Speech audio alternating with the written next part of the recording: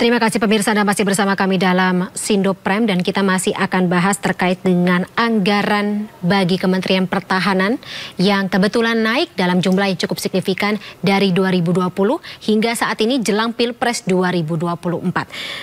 Masih bersama kami juga Mas Al Araf, Bang Dev Laksono, serta Mas Tauhid Ahmad. Saya kembali ke Mas Tauhid sesuai dengan pertanyaan saya sebelumnya, tapi saya masih ada pertanyaan yang ingin saya gali lebih lanjut. Karena ini berkaitan dengan pernyataan Ekonom Senior Institute for Development of Economics and Finance atau INDEF, senior Anda Mas Tauhid, Pak Faisal Basri, yang mengatakan bahwa seharusnya dikarenakan apa yang terjadi saat ini di Indonesia, berangkat juga dari saat pandemi COVID-19, seharusnya anggaran besar untuk Kemenhan ini direalokasikan karena salah jumlahnya. Tanggapan Anda, setujukah? Ya, kalau ke COVID memang terjadi penurunan ya, karena pada waktu itu anggaran untuk katakanlah kesehatan dibutuhkan untuk mencegah agar dampak COVID bisa kita tanggulangi saat itu, sehingga bisa dialihkan ya saat itu untuk prioritas ekonomi, untuk program PEN, sehingga anggaran Kemenhan yang seharusnya naik agak cukup signifikan berkurang pada saat itu. Nah, problemnya adalah ini seperti ada berbalik begitu ya, menjelang katakanlah sekarang begitu, ini naik cukup besar ya. Realokasi itu memang diperlukan ya ketika memang kita pertama ada terjadi efisiensi dalam penggunaan anggaran, terutama misalnya menggunakan produk-produk dalam negeri, dan itu harus tercermin dari komponen TKDN yang minimal katakanlah bisa 40-50% dari penggunaan produk dalam negeri, sehingga bisa lebih efisien.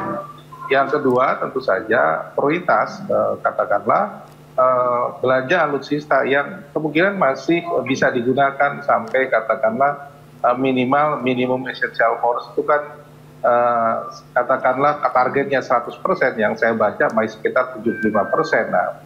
Nah, anggaran itu sebenarnya masih cukup relatif ya, kondusif untuk pertahanan keamanan kita ya, kecuali dalam kondisi katakanlah ada sesuatu ancaman yang cukup serius, kita memasuki krisis yang mengakibatkan terganggunya keamanan kita di katakanlah di laut dasar, ataupun yang kemudian ada penambahan anggaran. Nah, ketika dalam kondisi semua baik-baik saja, maka harus ada prioritas lain yang kemudian dianggarkan. Itu misalnya sekarang masyarakat kesulitan mendapatkan harga bahan pokok yang lebih utama dan sebagainya. Saya kira ini yang kemudian menjadi prioritas yang bisa direalokasi, meskipun kita belum tahu apakah jumlahnya besar atau kecil, tapi ada prioritas lain yang menurut saya mungkin diperlukan, terutama untuk masyarakat secara umum.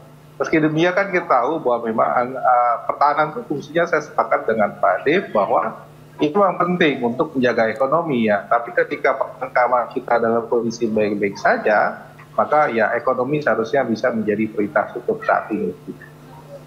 Oke. Berarti saya kembali ke Bang Dev. Sebenarnya dengan anggaran sebesar ini untuk pembelian alutsista itu diperuntukkan dari mana? Karena sebelumnya yang kita tahu atau yang kita dengar untuk pembelian alutsista sendiri diprioritaskan berasal atau pemasukannya berasal dari investasi luar negeri atau pinjaman luar negeri. Iya, bukan investasi tentunya, itu ada pinjaman dalam luar negeri atau dalam negeri. Jadi bisa menggunakan kredit ekspor atau menggunakan sindikasi bank-bank nasional. Itu kalau kita bicara PLN dan PDN. Tapi kalau kita bicara APBN murni, yaitu adalah anggaran yang dialokasikan ke Kemhan, itu hasil ambil dari anggaran negara ya, dari kemampuan ekonomi Indonesia. Nah, kalau misalnya kita lihat bahwa ya kita melihatnya seperti keadaan sedang baik-baik saja, tidak ada ancaman, tidak ada permasalahan. Nah, bagaimana kita bisa mengatasi ataupun mengatakan bahwa tidak akan ada ancaman apapun? Apakah Ukraine bisa pernah mengatakan bahwa tidak akan pernah diserang? Apakah Israel pernah bilang bahwa tidak akan mungkin mereka melakukan konflik dengan Hamas ataupun dengan konflik-konflik lain? Itu kan pasti berkelanjutan dikarenakan ada pelemahan di dalam posisi mereka. Nah, maka itulah penting untuk kita memastikan bahwa kita memiliki pertahanan yang kuat, kita memiliki fungsi deterrent untuk memastikan bahwa tidak akan ada negara asing ya tapi gini, yang akan berani melakukan agresi sorry, saya apapun harus ke Indonesia. konfirmasi. Saya harus konfirmasi karena penambahan untuk alutsista ini sebesar 61,7 triliun itu notabene apa ya namanya permintaannya mendekati pemilu 2024. Yang mana ini tentu saja apa sudah dari dulu? Enggak, itu penambahan kan untuk PSP kan, itu kan adalah rupiah pendamping yang dimaksudkan itu dari 20 miliar menjadi 25 miliar US dollar. Itu adalah rancangan untuk belanja selama 5 tahun. Nah, itu rencana awalnya adalah 32 miliar dolar. Yang awalnya disepakati, akhirnya pemerintah setujui hanya 20. Akan tapi dikarenakan melihat kondisi banyaknya alutsista kita yang sudah uzur dan sudah tidak layak pakai, makanya ditambahkan lagi sebanyak 5 miliar dolar. Jadi masih di bawah daripada ajuan awal, dan itu bukan mendadak ditambah, itu sudah rancangan jangka panjang dan jangka menengah untuk melakukan pembelian dan pengadaan dan permajaan pembaruan akan peralatan tempur kita gitu. Oke, Mas Araf, tanggapan Anda? Ya, saya setuju dengan Mas Taufik tadi dari Indef yang menyebutkan bahwa sebaiknya direalokasi aja untuk kepentingan kebutuhan real rakyat, ekonomi yang sekarang susah gitu ya. Nah, oleh karena itu, kenapa begitu? Karena transparansi dan akuntabilitas sektor pertahanan minim akibat reformasi peradilan militer gagal dilakukan, sehingga kenaikan anggaran itu hanya akan menimbulkan dugaan kuat terjadinya penyimpangan-penyimpangan untuk kepentingan politik praktis 2024. Kalau mau menaikkan anggaran pertahanan, pastikan KPK bisa masuk. Sepanjang KPK bisa nggak masuk, maka dugaan-dugaan penyimpangan tinggi. Daripada terjadi dugaan penyimpangan tinggi, lebih baik anggaran itu direalokasikan untuk kepentingan kebutuhan real masyarakat. Yang kita tahu hari demi hari kebutuhan di pasar itu harga selalu naik dalam berbagai sektor. Artinya ada problem ekonomi rakyat yang real. Tapi pertanyaan, apakah upaya menaikkan, memperkuat pertahanan tidak bisa dilakukan? Tetap bisa dilakukan, tapi dilakukan secara bertahap. Itulah fungsinya negara untuk mengatur skala prioritas. Kita kan bukan seperti di Korea Utara, yang dia tidak peduli dengan ekonomi masyarakat yang susah, lalu kemudian sektor pertahanan dibangun sebesar-besarnya. Nggak seperti itu. Kita tetap perlu mempertimbangkan bagaimana ekonomi masyarakat yang sama. Sepanjang dia tidak ada transparan, KPK nggak bisa masuk, sebaiknya direalokasi untuk kepentingan. Yang kedua, saya mau ngasih catatan begini. DPR ini, pemerintah aneh, ya, selalu berbicara bahwa industri pertahanan penting.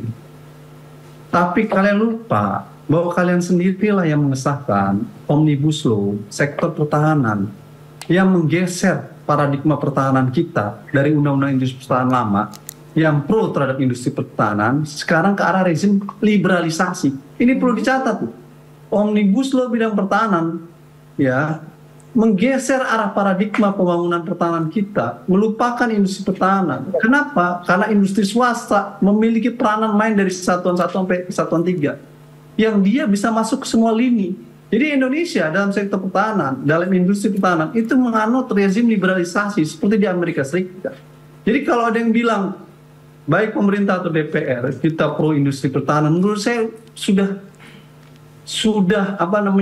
sama sekali tidak memiliki dasar, dan menurut saya tidak berdasar, karena kalian sejak mengesahkan Omnibus Law bidang pertahanan udah menggeser paradigma dari nasionalisme menuju liberalisme tuh. Gitu. Kenapa? Karena industri swasta sektor pertahanan itu boleh masuk ke semua level gitu. Berbeda dengan dulu dibatasi investasinya ini aja, swasta hanya masuk di batasan ini. Sekarang enggak, dari hilir ke hulur swasta bisa masuk.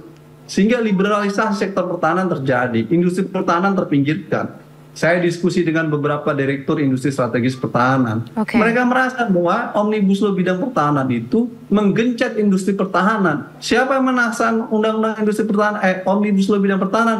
Ya DPR sama pemerintah kemarin. Jadi kalau sekarang ada yang diskusi bilang bahwa industri pertahanan akan dibangun segala macam, udah selesai itu sejak kalian sahkan undang Omnibus Law bidang pertahanan. Dan menurut saya sekarang kita masuk era liberalisasi pertahanan sejak Omnibus Law itu disahkan. Gitu. Saya pernah menulis hal ini di salah satu media nasional, mengkritik Omnibus Law bidang pertahanan tadi.